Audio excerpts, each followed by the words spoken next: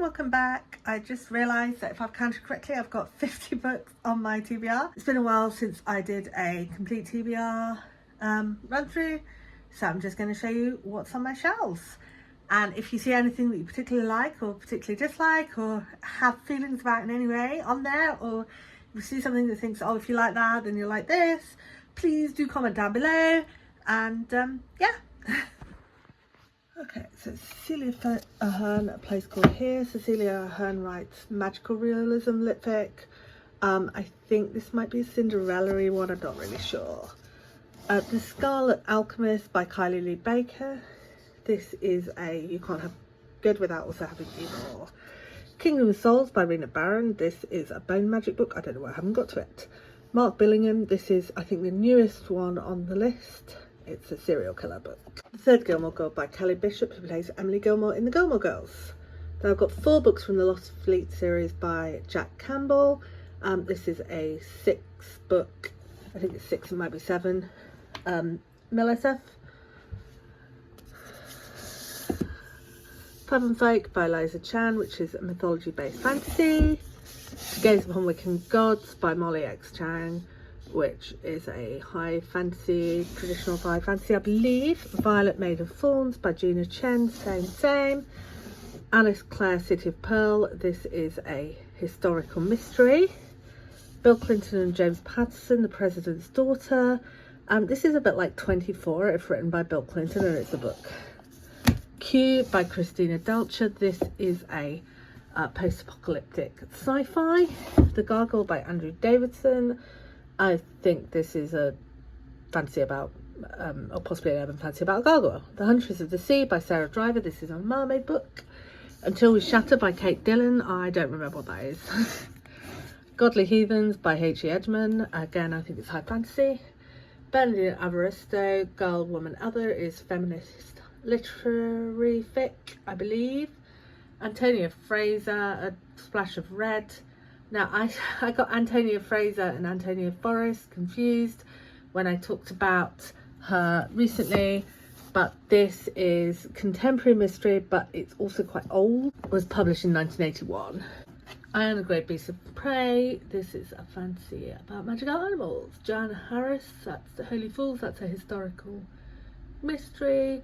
One Dark Window, Rachel Gillig. I always forget what this is about, which is probably why it's been on my list for so long. But I know it's been quite popular and it's definitely fantasy. My second shelf is a bit shorter.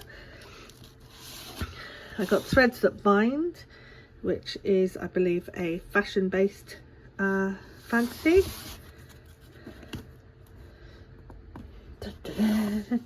Magic Lessons by Alice Hoffman, which is about someone who learns magic. Surprisingly enough. Spice Raid by Maya Ibrahim. You'll be astonished to hear that that one's about travel through Central Asia, but it's fantasy.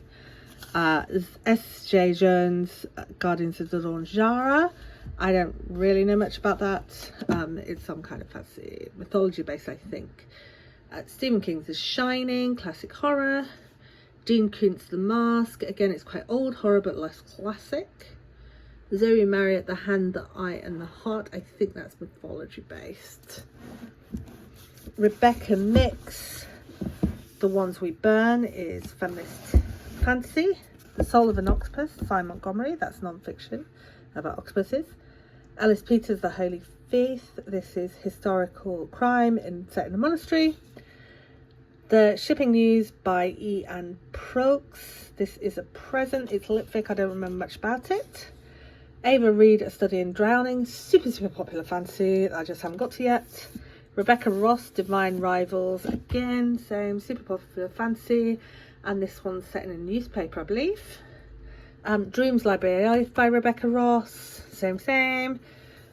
Catherine Rundle's The Explorer. This is a children's book about exploration, but again, I think they get lost in South America somewhere, but it's fantasy again. A Fragile Enchantment by Alison Soft. This is romantasy about fashion. An Alchemy of Stone by Ekaterina Sedia. This is probably going to be on the border of fantasy and sci-fi, and it's set in Russia. Sorrowland by Rivers Solomon. This is on the border of horror and sci-fi. If I Have to Be Haunted by Miranda Sun. That's a romantic ghost story. Oh, actually I was wrong. I said that Mark Billingham was the most recent. This is actually the most recent.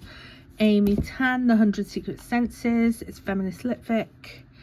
Amy Tan, Saving Fish from Drowning. I think that's magical realism. Thoreau and Arendt on Civil Disobedience is non-fiction essays. Weird Horror is horror short stories. Drag Me Up by Our Own Virtues is horror. The Forever Home by Sue Watson is crime. And After the Forest by Cal Woods is, I believe, a post-portal fantasy style fantasy. And then I've still got Kabul by Michael Moorcock, because I'm daunted by all the French. But this is sci-fi short stories. So that is my books. Let me know if I've mischaracterized anything. Let me know if there's anything that you're particularly excited about. A lot of fantasy, a little bit of horror, a little bit of lit fic, a little bit of crime. Anything that should be on that list that isn't, I don't know. And I've showed you mine, now show me yours. I'll see you soon. Bye.